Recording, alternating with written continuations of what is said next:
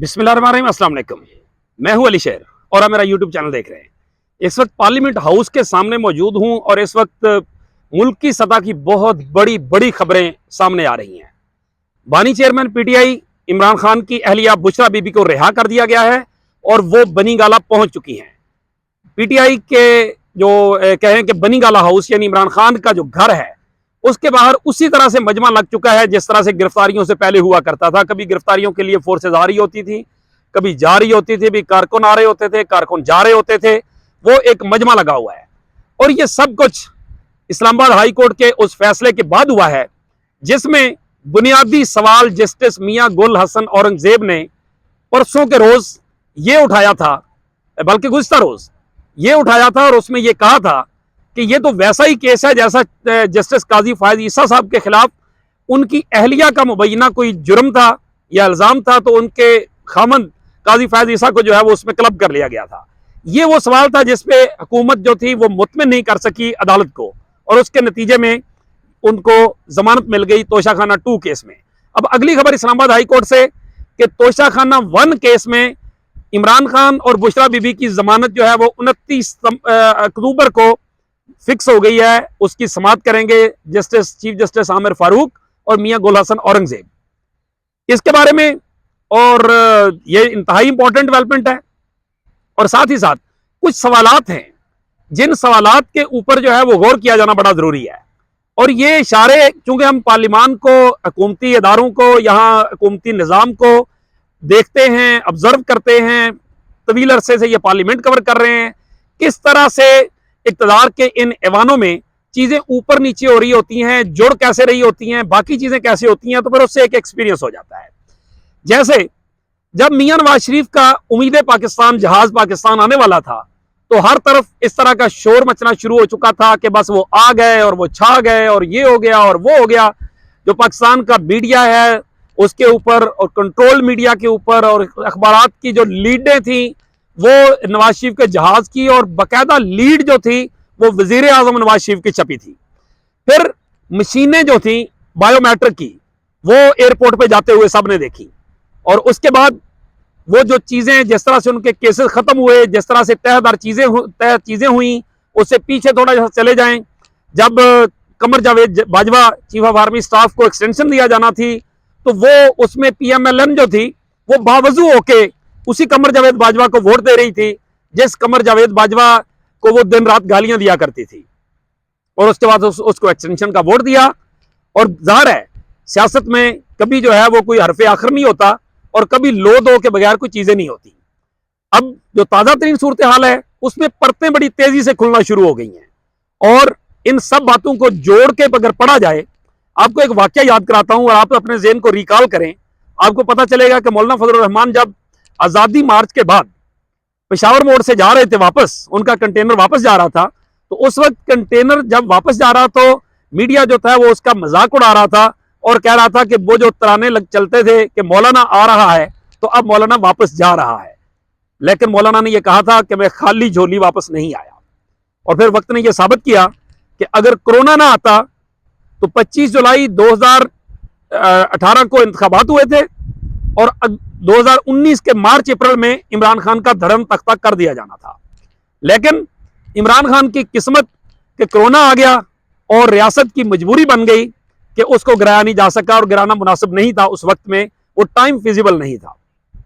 उसके बाद फिर वो कोरोना गुजरा और उसके बाद जो वादा किया गया था मौलाना से, चौधरी परवेज भाई से, चौधरी शुजात से, उस पर अमल दरामद किया गया और सिंध हाउस आबाद हुआ। रातों रात जमीर जागने लगे और इमरान खान का धड़म तख्ता कर दिया गया। फिर क्या हुआ? फिर इमरान खान तहरीक अदम एतमाद से निकाल दिए गए।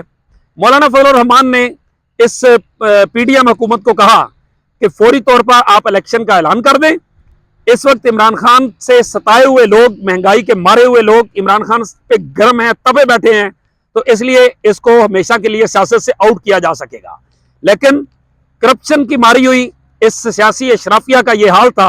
इन्होंने कहा फिर हमारे सियासी केसेस का क्या होगा, जो हम पे केसेस बनाए गए हैं उन केसेस को कैसे खत्म कराएंगे। ये अपने केसेस खत्म कराने में लग गए, फिर इक्तदार का चस्का लग गया, फिर हूटर वाली गाड़ियां जो थी उनके मजे होने लगे और फिर करते कराते फार्म 47 की हुकूमत कायम हो गई 2024 में 8 फरवरी के बाद। सबको मालूम है कि कौन किस तरह कितना जीता और किस तरह से हारा। कोई इसमें मुखालफीन जो है जो जीते हुए वो भी ऑफ द रिकॉर्ड यही मानते हैं। फिर आगे पीटीआई ने मरियम नवाज वाला रास्ता अख्तियार किया। मरियम नवाज वाला रास्ता क्या था? मुजाहमत होगी तो मुफाहमत होगी। अब मुजाहमत होगी को मुफाहमत होगी वाला फार्मूला जो मरियम नवाज एक आजमूदा फार्मूला के तौर पे दे चुकी थी, जब वो मुजाहमत कर रही थी, जब भाजपा और फैज का नाम ले रही थी, तो उसके बाद वो मुफाहमत हुई और लंदन प्लान बना। लंदन प्लान के मुताबिक बाकी चीजें आगे बढ़ी। पीटीआई ने भी वही फार्मूला अख्तियार किया और जो कुछ एहतजाज, गिरफ्तारियां, डिस्ट्रक्शन, आलमी सतह पे खतूत, IMF को खतूत, बाकी सब कुछ, अमेरिका में कांग्रेसमैनों का भी हालिया ताज़ा खत, इससे पहले के खतूत, बाकी सब कुछ आलमी सतह पर पीटीआई ने एक तरह से हुकूमत को बेनकाब या बेबस कर दिया। और फिर होते होते चाइना, रशिया, पूरा यूरोप, पाकिस्तानी जितने ताजर मिल रहे थे, बड़े बड़े ताजर, चीफ ऑफ आर्मी स्टाफ को, सब कहने लगे आपकी सब बातें अपनी जगह, लेकिन ये एक हकीकत है कि जब तक आप खान से बात नहीं करेंगे, खान के साथ बात करके कूल पॉलिटिकल टेम्परेचर को कूल नहीं करेंगे, उस वक्त तक जो है वो इन्वेस्टमेंट वक्ती तौर पर तो आपकी कुछ यकीनदानियों पे रुके भी सही, लेकिन ये ज्यादा देर तक नहीं चलेगा, क्योंकि इन्वेस्टमेंट जो है वो पॉलिटिकल इस्तेहकाम के बगैर रह नहीं सकती और आ नहीं सकती। ये पूरी दुनिया का असूल है। अक़वाम मुत्तहिदा समेत बाकी चीजें, पूरी दुनिया के इकोनॉमी, सब हर कोई यही जानता है। और फिर यह हुआ कि वो जो कहा जा रहा था, वो जो मैंने एक आपको बात पीछे बताई है, उसको जरा इसके साथ जोड़ के पढ़ते हैं। इमरान मौलाना साहब ने कहा था कि मैं खाली झोली नहीं आया, और अब जब अली मीन गंडापुर 7-8 घंटे रहने के बाद पहुंचे केपी की असेंबली में, और उनके आखिरी अल्फाज जो थे उनकी तकरीर के, उनको जरा बार बार सुनिए। उन्होंने कहा कि इदारों में एहसास पैदा हो चुका है, इदारों में कुछ लोगों को एहसास हो चुका है कि ये सब कुछ जो है, ये जो कुछ हो रहा था, ये ऐसे नहीं चलेगा। उन्होंने जो बातें की हैं, नाम नहीं ले सकते थे क्लियर, लेकिन उनका इशारा सारा यही था कि जो वादे वईद मेरे से हुए हैं, मैं देखूंगा कि उन वादे वईद पे किस हद तक अमल होता है। और आप देखें कि वो वादे वईद पे अमल दरामद शुरू हो गया। बुशरा बीबी को रिहाई मिल गई, ये कुछ छोटी बात नहीं है। बुशरा बीबी की रिहाई एक CBM है, जिसको कहते हैं ना कि एतमाद साजी के इकदामात। और फिर बुशरा बीबी की रिहाई, क्या ये वही बुशरा बीबी नहीं है कि जिनके ऊपर, उनके कारकुनान के ऊपर जो है वो मुकदमात, यानी क्या थाने खत्म हो गए, FIR खत्म हो गई, इल्जामात खत्म हो गए। बाकी जगहों पे अगर इमरान खान की बहनों के ऊपर पार्लियामेंट पे बम से हमला करने की FIR हो सकती है, तो बुशरा बीबी पे और कोई FIR नहीं हो सकती थी। सब कुछ हो सकता था, नजरबंद नहीं किया जा सकता था 3 माह के लिए कि एक बाहर जाएंगी तो नक्शे हमने आमा पैदा कर देंगी, वो नहीं हो सकता था। वो भी हो सकता था, लेकिन नहीं हुआ। इन सारी चीजों को अली मीन गंडापुर की उस गुफ्तगू से मैं देखूंगा कि अब अमल क्या होता है। लफ्ज आगे पीछे हो सकते हैं, लेकिन तकरीबन यही गुफ्तगू थी। और फिर इस सारी सूरत हाल के ऊपर देखते जाइए कि आगे अदालतों से क्या आने वाला है। और अदालतें जिस तरह से 26वीं आईनी तरमीम के बाद एक्टिव हुई हैं, जिस तरह से उन्होंने गुस्से का इजहार किया है, जिस तरह से 26वीं आईनी तरमीम के आईनी मुकदमात का मजाक बना दिया है। जो मुकदमा शुफा का केस आता है आईनी बेंच, मुलाजमीन की मुलाजमत का केस आता है आईनी बेंच, तो वो जो सारी सिचुएशन है। और फिर मंसूर अली शाह साहब ने जो कहा है कि जी मैं नहीं बैठूंगा किसी खसूसी बेंच में जब तक आप प्रैक्टिस एंड प्रोसीजर ऑर्डिनेंस का फैसला नहीं करेंगे।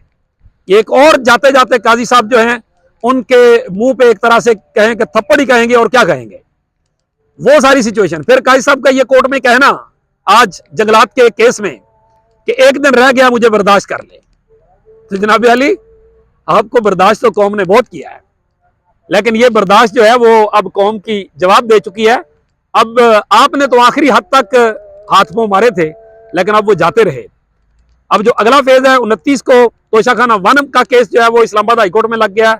आमिर फारूक साहब और मियां गुल हसन औरंगजेब साहब उसकी समाअत करेंगे।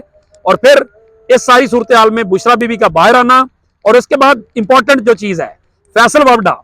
कौन नहीं जानता कि फैसल वावडा जो है वो कहां से इजाजत लेकर बोलते हैं। कहां की दी गई इंस्ट्रक्शंस पे बोलते हैं। उन्होंने जो बातें कही हैं, कल जब उनको कामरान शाहिद ने पूछा कि बुशरा बीबी तो रिहा होने जा रही हैं उनकी इतला के मुताबिक, तो उन्होंने कहा हाँ होने जा रही हैं। उन्होंने ये भी कहा कि 26 और 27 को खान से मुलाकातें शुरू हो जाएंगी। जब उनसे यह पूछा गया कि खान भी महीने डेढ़ में बाहर आ रहा है, कामरान शाहिद ने पूछा, तो फैसल वावडा ने इस बात की तरदीद नहीं की। इधर उधर की बढ़ अपनी जगह, लेकिन उन्होंने तरदीद नहीं की इस बात की।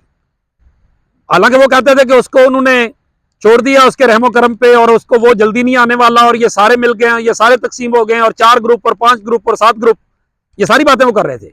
लेकिन खान के महीना डेढ़ के अंदर बाहर आने वाली बात की फैसल वावडा ने तरदीद नहीं की कामरान शाहिद के प्रोग्राम में। और फिर सोहेल बड़ैच का कॉलम, एक कौमी हुकूमत, और फिर फैसल वावडा से काशिफ वासी का यह सवाल कि क्या यह हुकूमत मुद्दत पूरी करेगी, तो उन्होंने कहा मैं कहता हूं कि यह पार्लिमान मुद्दत पूरी करेगी। इसका मतलब है कि हुकूमत नहीं, पार्लिमान, यानी शहबाज शरीफ हुकूमत जो है वो अपनी मुद्दत पूरी नहीं करेगी। ये फैसल वावडा इशारे दे रहे हैं, वो कह रहे हैं। और इसका मतलब है कि अब इन हाउस तब्दीली जो है वो तय पा गई, जिसके नंबर 1 उम्मीदवार बिलावल भुट्टो जरदारी है। इसके साथ ही साथ बिलावल भुट्टो जरदारी ने हुकूमत अगरचे चलाकी करते हैं, 2 नंबरी करते हैं, उन्होंने हुकूमत को भी बेनकाब किया है, नंगा किया है। उन्होंने कहा मैं तो जस्टिस मंसूर अली शाह पे था, तो ये पार्लिमानी कमेटी ने ये कैसे कर दिया। इतने तुम बच्चे हो, लेकिन इतने भी बच्चे नहीं हो। पार्लिमानी कमेटी में पीपल्स पार्टी और जेयूआई ने जो नाम पेश किया था मंसूर अली शाह का, उससे पीछे हटने के लिए किसने कहा था अपने अरकान को? बिलावल भुट्टो जरदारी साहब आपने ही कहा था, जिसके बाद मंसूर अली शाह का नाम ड्रॉप हुआ और याहिया अफरीदी साहब का नाम जो है वो वहां पे चुना गया। जेयूआई ने उसकी मुखालफत की और